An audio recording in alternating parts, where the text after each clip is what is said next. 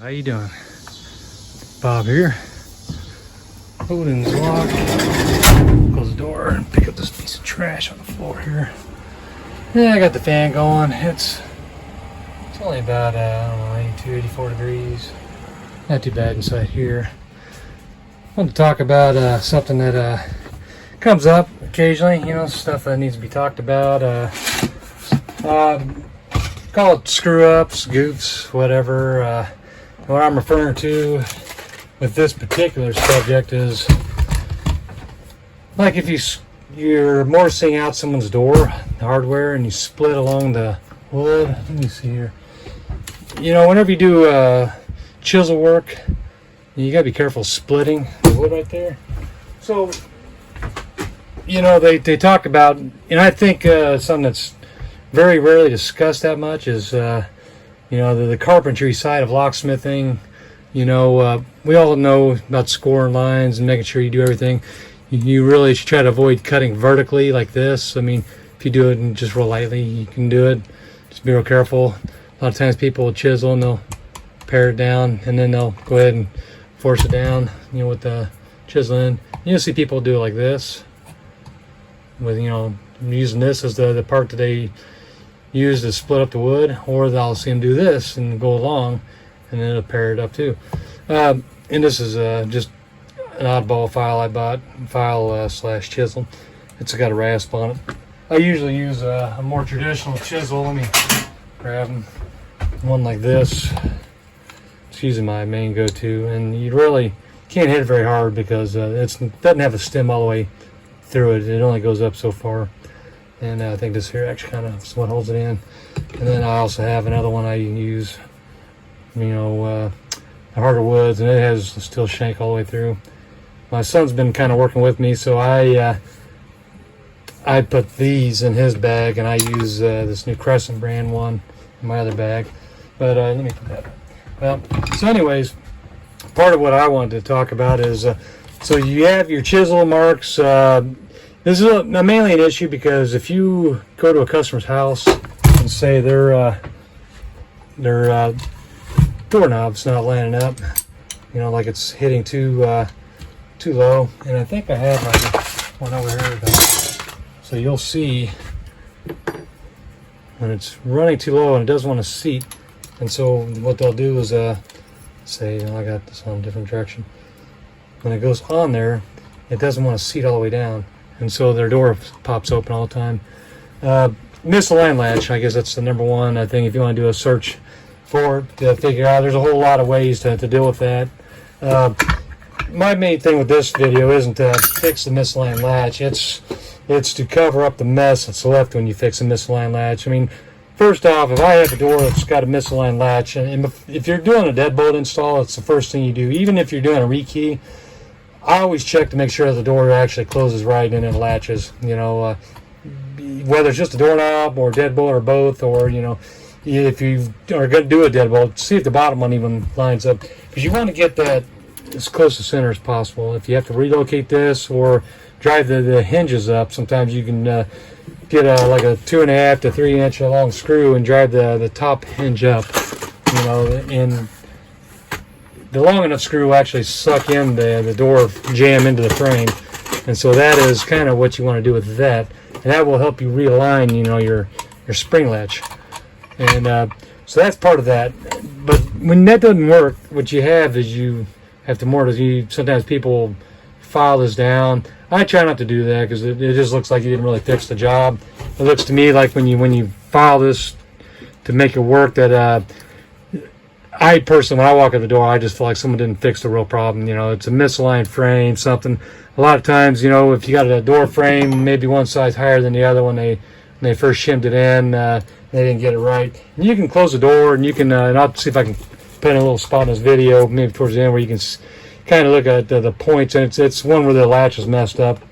And so you can see where on the left side of the door that I'm going to do in the video towards the end here, that the hinge side, everything's lined up. On the strike side, I think it's a little open at the bottom when you look at top. I think what happened with that one is that they had had the house repainted, and they removed all the doors because they did the hardwood floors. They did a whole bunch of work, and they removed the doors, and I don't think they had all the doors in the right spot, so it was obviously off, with the latch. Not every door is bored perfectly equal, especially the different days of the shop.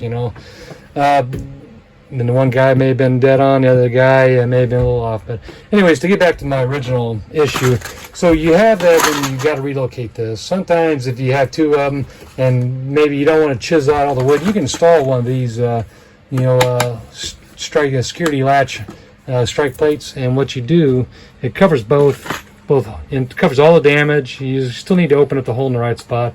And if you have any old dust covers from like a brand new install, you can slip those in there so you don't see this ugly bare wood. Some people will paint that area black or white inside there to make it look new instead of white, and then or whatever color, and then the wood is exposed. But you got that. You also have these. These work pretty good. This is messing a screw up, not necessarily the locksmith screw up, but if the door frame isn't right, this here will take up more room, and so you don't really have to it's kind of the same right there, but what you wind up doing if you move this down, you can actually do this, and it'll cover up whatever was already there. Some people use caulking, say above that on the actual jamb side, they'll caulk and then they'll paint over, make it all blend in real nice. But you shouldn't have any problem with the door part if it's done right. And the worst problem you're going to have on these is if you split it and or get too close to the edge and it breaks out or something. But on the door side, it's pretty good. Usually jig fixture will work good on that. There are times where you can use one of these hinge mate kits where it allows you to router what you need. And I've not used this. I have it on hand just in case if I ever have to do any of the routering. It comes with everything. This one here in particular, router bit, corner chisel, hinge bit. I always try to use a drive-in if it's a fresh deadbolt or a doorknob install, which I hardly ever mind doing brand new latches. But if the bottom latch, the knob itself had a drive-in, I'll reuse the drive-in. I don't like chewing up a door if I can help it. And, unless you just really like doing woodworking. Personally, I don't like doing woodworking, but I do it when I need to because it's part of the job. When it comes to deadbolts, doorknobs, and everything. But back to this part, and you have these. They can call it a 161 prep, where you have these cover plates that allow you to get rid of an old mortise that's all chewed up, crappy. They want you to just go ahead and go to a doorknob, or maybe the mortise set's just that much more expensive, and all you have is a knob. You can actually take all that out. This is on like a steel door, commercial type door, and then you got the cover plates to cover up whatever other mess. Because sometimes they'll have a handle, and then they'll have the deadbolt, thumb turn on a mortise style. I keep these plates. These are more push-pull plates or kick plates, but I keep them. Sometimes you can make your own pieces you need. Stainless, I like. It's harder, to mess it up. They got aluminum plates. They got steel plates too that are coated, but and a lot of brass plates, and they got them in different coatings, as you see right there. That's got its own finish on there. And I don't have my glasses on. Yeah, antique brass on that one. And you can use different finishes to cover up a mess. If you have a door like that, and you got to cover up something like that. Now, let me hold this right here. This here's, if you have a steel door, hollow metal door, and they call it a door core, and you use this to reinforce the door. And what you do is you roll this, and then you wrap it around the latch. I'll show you the picture here. You can see up close. But you put it inside your steel door frame, and it holds it, to keep it from collapsing as you squeeze these closed. And these here are, I think, 1 3/4, 2 inch. Let me see here. Yeah, about 1 3/4. Let me get a tape measure. It's bigger than 1 3/4. Yeah, these here are actually, 1 3/4. And they'll go inside on a 2 inch door, keep from collapsing, or 1 3/4 door. They're really thin, but part of the thing with that is to keep a door from collapsing. I've not used it on a, you can do it on a wood door that's hollow on the inside, steel door, whatever, as long as you got the room to put it in. Let me put this up real quick. But this is an assortment door core, I think that's what that's called. Yeah, the metal door reinforcement. But if there's a hollow door and you can fit that in there, it'll work. And like I said, you have all these. This one here, that's, we're talking about goof ups and stuff. And part of the thing that I'm bringing this one up for, this is made by PLS. Don Joe is who it's my usual go-to, but professional lock suppliers, I think, who's that, Annixter maybe used to carry them, or Flake, I'm not sure. I think Flake carried General. I don't remember who all carries what anymore. That's a heavy-duty door wrap, 2 3/8 back, so 1 3/4 door, 4 inch by 12 inch. Now this here is, between the centers, it's not exactly, let me find my tape measure again. Where did I put that thing? So when you measure, I usually do a deadbolt and a doorknob. I do 5.5 ounce centers, and that's 5.5 ounce centers. You can see. And this here has a molded end here. And so let me show you what happens on this. Now this jig is kind of, it's not going to work for this, but if that were to seat into the recess right there, that's just a little off on this one. Let's see, let me put that up the other way. So I can move around. So that one there would be a little bit off. So this board is different back set. But what happens is, and maybe it just needs to be brought down, like you can see. And sometimes you have to chisel them out a little bit more to make that fit, so that'd probably be alright.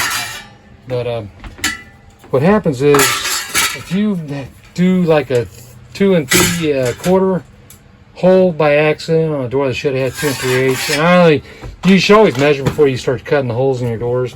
Absolutely, measure 3 or 4 times, cut once. The main thing is when you set your back set, and that one there should be 2 3/8, I think. Yeah, about 2 3/8. And I just probably would have to open up this right here for that to fit on there. But these are not, 5.5 between centers. This is more like a 5 inch between centers. And that's just a display is all it is. But I always do 5.5 between centers. I have it wrote down on my jig carton. It's back over there in the mark. But, I had that move one time on me, and it cut the hole 2 3/4 by accident. And I wanted to go 2 3/8. And so you always tell the customer when you screw something up, so the last thing you want is someone to come along and, oh man, that guy messed up. What I did was I told them I messed up their door, and that it's not an issue because I have a cover plate. And being that it was going from the garage to the outside, it was a side door on the side of the house, they didn't mind using this because it also helped reinforce the door. And so I used that. And so what I did was I recut the hole with my jig to 2 3/8, and then I used this to line up. You couldn't even tell it was 2 3/4, because that covered it up. So you can use these scar plates. That's more of a reinforcement plate, but they do make these scar plates. And say this one here, that's another Don Joe product. So changes 2 3/8 to 2 3/4, or vice versa, 2 3/4 to 2 3/8. Tells you what to do right there. If you screw up a hole, sometimes you'll see a knob get so loose that it starts eating out on the outside of the knob. And these are good.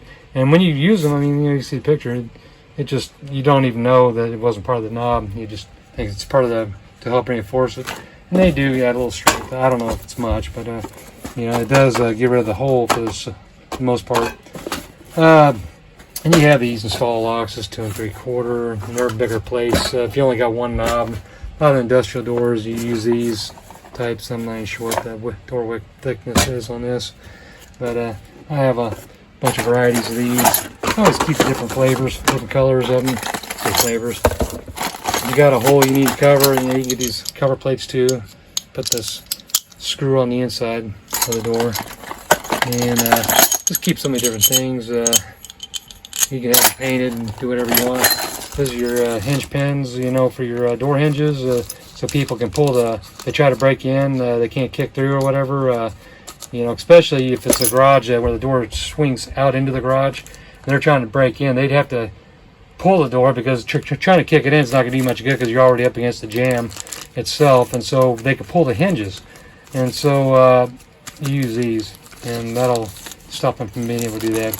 Pull the hinge, and this is still going to be, this mounts the door, and that goes on to the door frame, or vice versa. And I think I'd probably put this on the door itself.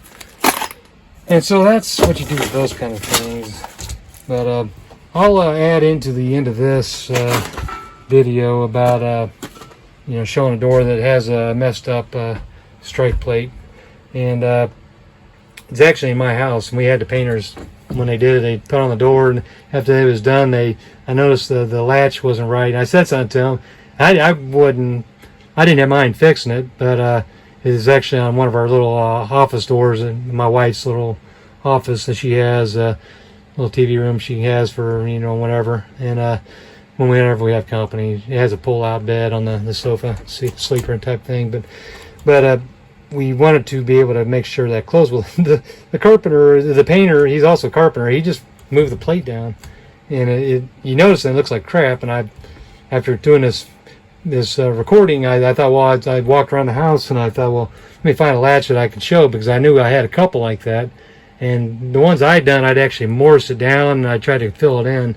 The one that he did, I think he set it down, and I don't think he even morsed it down in the lower part. I'm talking about the latch plate itself, where it goes in the door frame. What they did was they moved it down.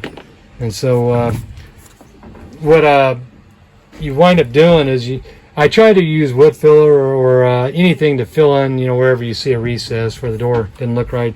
But you also want to make sure that it's right before you even do a deadbolt. If you're going to install a deadbolt, you don't want to do your deadbolt and have the hole perfect, only to figure out that the door was barely latching on the bottom. You want 5.5 between center, so I always go 5.5 between, the plate and where I want the plate to be up above. I'm having a hard time holding this. Sorry, moving the camera around so much. So I usually do, and everyone's kind of different. I mean, some people do it one way or the other, but I always try to have 5.5, from the latch to the deadbolt, the center. And that's just my standard. Sometimes if I'm on a home and they want me to add a deadbolt, and there's already deadbolts and doorknobs, and they're already spaced a certain way, I'll try to match those so it doesn't look like, the one I did is way wider or narrower. I always try to match what's currently on the home. But that's really all. There's one other thing while I'm at it.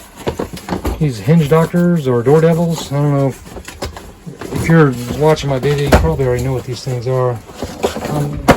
Try to step this out so you can see it. This here is there's Strike Force makes one. This here, let me get back here so you can see how tall that is. That's my bench. This goes on the whole door frame, and what they recommend is if you can fit 2 dimes between your door and the jamb, and this will work. And the same thing would go with this other one here. These might be just a little bit thicker. I don't know, maybe a little bit thicker. But you always double check. If you can fit 2 dimes between the door and the jamb, you can use one of these, and just put it right over the top. And that's, otherwise, if you can't and you still want to install one of these, you'll find yourself using a router or chisel. You don't want to chisel something that big. This kit here actually came with the router stuff. So that's your anti-kick hardware. It comes with extra plates. This is a Door Devil product. It even has a router bit. This is your jig for doing that. So, and then what you'll do is you'll bolt that on the way you want it. You can go ahead and router up as much as you can. Then you'll move it, and then you can router up even more. Sorry, I'm not even holding this where you need to see everything, but it's a 2-way jig. You got to do one portion, then you move it up, and you router the rest till you can add the full length of that. I don't really like using a router. I did buy a router recently, and it's one of these here. Bosch. It was on sale, like 40 bucks. Maybe, I can't remember. I'll have to figure out how much, but it was pretty cheap. And it's not really a plunge router. It's you can adjust it. It does have adjustment, but it's a very fine adjustment. I don't think it's spring loaded. A plunge router like that. I do have one of those, and it's such a big router, it's kind of scary to use. But nevertheless, I just wanted to do a quick video about this kind of stuff, fixing screw-ups, adding this kind of hardware to a door to fix something. First off, always be honest with your customer. You know, if you did the damage, fess up to it, try to fix it. I've yet to have to replace a complete door. I go to the Habitat for Humanity in our area, and I find doors there, they look brand new for, you know, 10, 20 bucks, and I keep thinking maybe I'll pick one up, you know, a light one and a solid one, and, you know, in the common dimensions, and maybe even find a way to put it behind my shelf or stand it up or something. I don't know where I'll put it, but it doesn't hurt to have a door just in case. Not that I contemplate having that kind of an issue, but you want to know that you want the customer to know that you stand by your work and you'll fix your goof ups. And if there is a goof up already there, I'll point that out and then I'll do my best to fix it, or just let them know that I can only do so much. And you know, if someone else split the door or something like that, you want to fess up. I mean, or make sure that they see it before you start working, so that they don't think you did it. But that's probably where I'm going to end this. That's the topic I have for today's video. Kind of boring, I guess. More or less, you know. I'll see if I can do a little bit of.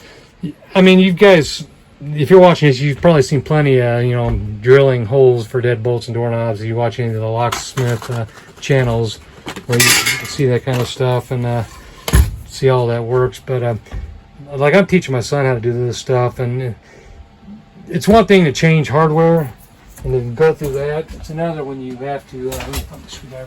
It's another when you have to go through and try to fix someone else's stuff, and you don't want your new person.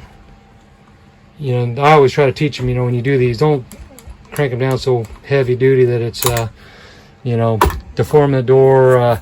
You know, try to hold that up center when you're trying to screw it in, and it's just you know, you want perfect alignment with everything. Whenever you do anything, you want it to look like it's brand spanking new. You don't want it to look like somebody just come along and cobbled it together. You know, craftsmanship is what we're going after.